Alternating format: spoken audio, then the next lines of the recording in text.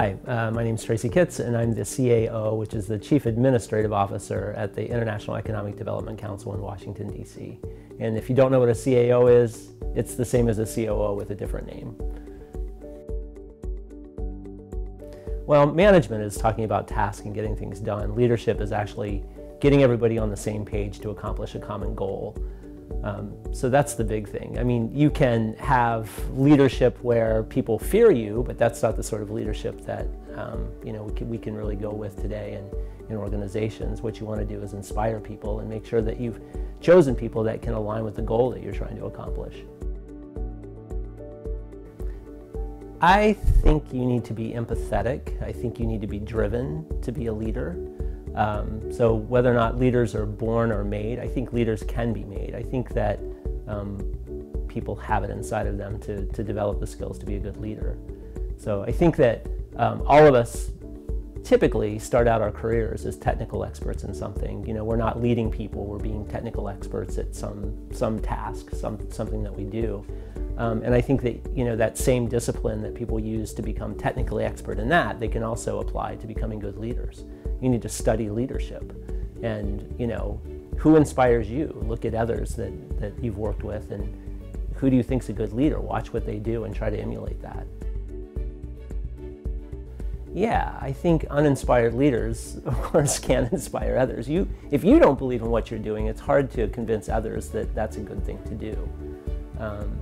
So I'm incredibly passionate about everything that I do. For me, what inspires me to do what I do every day is, and perhaps this is a simplistic view, but I think that if people have the financial wherewithal to take care of their families and to take care of the people that they love, that a lot of other social woes will go away. And that's a big cause. And so when I'm working in Excel or trying to figure out how to bring money into the organization to support my staff and to support our mission, that's what's in my mind. And I think if you can get other people to see that, it's inspiring. It makes those tedious day-to-day things seem meaningful because they're contributing to this larger goal. So when I hire people, I try to hire people that have good technical, the ultimate is to hire someone with good technical skills and good cultural alignment, good interpersonal skills, emotional intelligence. If I can't get that, then I would prefer to hire someone with good interpersonal skills and emotional intelligence and teach them the technical things. I think that's a much easier road for a manager than to hire someone with great technical skills and teach them how to be a good person. So, teams come together to do something and, individuals can't accomplish that on their own. So hiring a person that's good on their own but not good in a team doesn't really work for the team. Bringing people together to accomplish a task is very difficult. I've been managing for a long time and I still struggle with it, and I think that I'm still a student of that. I think, getting people to respect each other in an organization, understand that that person may not agree with you, but that doesn't give you reason or opportunity to disrespect, treat everybody as you would want to be treated. Keep reiterating the goal of the organization. What have you come together to accomplish? And keeping people focused on that rather than on the minutia. And on those things that irritate them about their coworker or something like that. I mean, we can, as humans, I think we can get very petty. But one of the things when I talk about this, I put two pictures up, and one is of firefighters, trying to put out a fire, and I ask people what the goal of that picture is, and everybody identifies the goal, putting out the fire. And then I show them a common office setting, people sitting around at desks, and I said, what are they trying to accomplish? And of course, nobody knows. But that's the work environment that most of us live in. So we should be talking about what we are trying to accomplish. Why did we come together?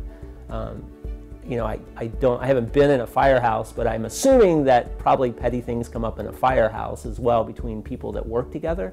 But in that moment when they're trying to solve that problem and put out the fire, I'm sure all that stuff falls away. And I think in every organization you can use that example, keep everybody focused on what you're trying to accomplish and why you came together to do it.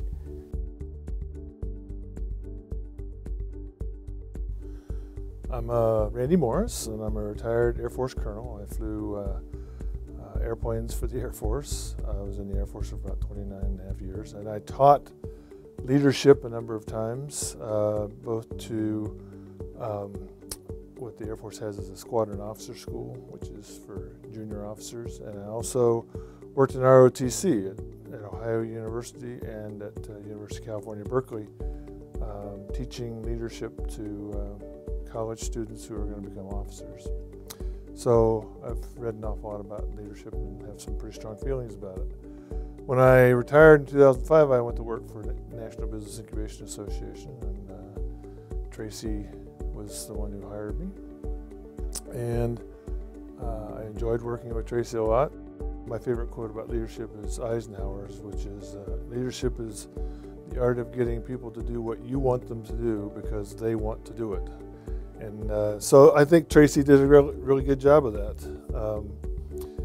Tracy communicated well, and he worked with the staff who, by and large, were experienced, mature workers, and he had just the right amount of leadership activities that he did to help them get their job done, but not get in their way.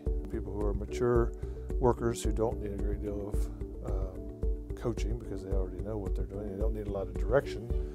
You give them the task, you make your desires and your mission clear to them, and then you give them the ball and let them run with it. And he was really good at doing that for the staff members who were in that situation. He didn't micromanage. He didn't tell people, overly directive and tell people how to do things. Obviously, there was guidance occasionally, so we point people in the right direction if they were getting off course a little bit, if they were missing the boat. But other than that, he would pretty much let people go, and it was work on steering the ship with all the different people on the staff to make sure that the mission got done. So I thought he did an excellent job, and I think he's an excellent example of that type of leader. There are studies out there that show the amount of effort, energy, money, everything that goes into solving interpersonal conflicts. And it's a huge cost for organizations. So the more that you can do to smooth that out, the better. It's incredibly difficult. Humans are humans, and we're not very predictable.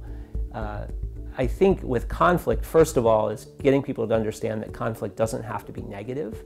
That conflict, if you come at it, if you have a disagreement with someone at work and you treat each other with respect, lots of times what will come out of that discussion is a better solution. But we become so fixed on our positions, for, against, whatever else. And, we need to focus on identifying the problem, coming at it, with respect from both sides. So as a manager, what I try to get people to do, if someone comes and talks to me about some issue that they're having with somebody else, the first thing that I ask them is, have you talked to that person? Perhaps you guys should go out to lunch. Perhaps you should get out of the workplace, talk about your families a little bit, talk about what inspires you, and then talk about the problem. Because if we see each other as human beings, worthy of our respect, then it's much easier to work through those workplace conflicts. And don't become so fixed on your position, Understand that listening to someone else's position may inspire you to a better solution. What I need from someone if they want me to seriously consider their idea is relate it back to the mission and give me a business model for it. So oftentimes, when you have somebody that's a change agent within your organization, they really like to mix things up. Oftentimes they'll come at you with lots of different ideas, and how to really focus on that. I don't say no to their ideas. I ask them to relate it back to what we're trying to accomplish and show me how it can be successful. So business model, how it relates to the mission. How are we going to pay for it? What are the expenses related to that? How are other people going to be involved? How's it going to move the ball forward? And being really logical in your presentation on why you want to do what you want to do. And if it makes sense to me, a good question to ask as a manager is, what's the worst thing that could happen? So trying new things, even things that you might have tried before, oftentimes have little risk for the organization. If it has great risk for the organization, then you may need to get other people involved to vet the idea, and kind of move it up the ladder. But if it's something small, just let people do their best work. Let them contribute to the goal in a creative way, to get things out of their way. So, bring creative people onto your team, people that believe in the mission and can help you accomplish it, and then get things out of their way. And give them honest feedback along the way about what they're doing. That doesn't mean an annual review. That means having honest conversations all along the way where they are telling you whether or not they're getting what they need from you as a manager, and you're telling them if you're getting what you need from them in terms of someone that's contributing to the goal of the organization. But really, to a large extent, I like to facilitate. I'm not a dictatorial manager. Sometimes within organizations, there's a misalignment between the work and the person. Sometimes it's between the person and the organization, but that's never personal for me. I don't ever disrespect somebody, or make it personal. It's really just making sure that you have the right people on the bus, and then making sure that you clear everything out of their way to do their very best work every day. I have been accused of being too nice. I've been accused of being overly optimistic. But again, when I talk about this in seminars and things, one thing that I often say is if you don't believe something can happen, then it won't. And what that means is you won't put any energy into it. So I think I am a naturally optimistic person. I believe in people, I believe in others, and that's just sort of my bent, it's just sort of where I come from. So work stress doesn't really affect me deeply. People being disrespectful to others, that affects me, and I can get a little up in the air about that. But overall, I think just remaining positive myself, and letting people understand that work is work, and we're trying to accomplish a goal. But at the end of the day, our relationships and everything are probably the most important things in our life. Yes. Very much so. Working in DC has really shown me that, where everybody that I hire tends to they think of themselves as a free agent. And there's, again, data out there that most people coming out of college today won't stay, let alone a lifetime in an organization, about 3 years. So there's this big shift in work, and people move around a lot more, and people do believe that they're responsible for themselves. They are not going to have this large organization that's going to support them, from the beginning of their career to the end and into retirement. If I don't create a good work environment for my employees, then the only people that will stay are people that have no other opportunities. And smart, capable people can move quickly. And I think the way that managers manage, we have to become more modern in our approach and realize that we can't be dictatorial in our approach, because people don't want that. They want to be able to be creative. They want to have a say in what they're doing, and if they don't get it, they'll go somewhere else.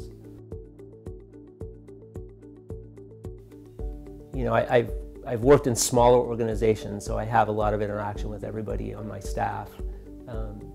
Keeping focused on the mission, making sure that they feel good about the mission and where we're heading, giving them a voice in things at all levels. It takes more time to take that collaborative approach rather than just say, do this, but allowing people to own their work, I think, is important. And so I take that extra step. I tend to be very collaborative.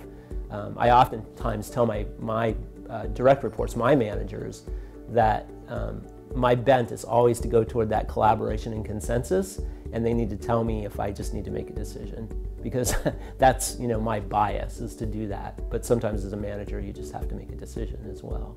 But yeah, really engaging people in discussions about what we're doing and why we're doing it, and try to get people to own their work, to agree that this is a good thing to do for the organization and a good thing to do for society, in our case, since we have an educational mission.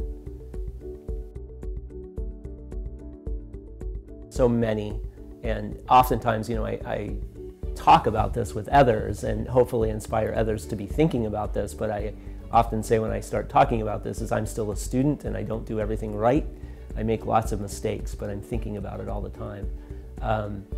Difficult situations,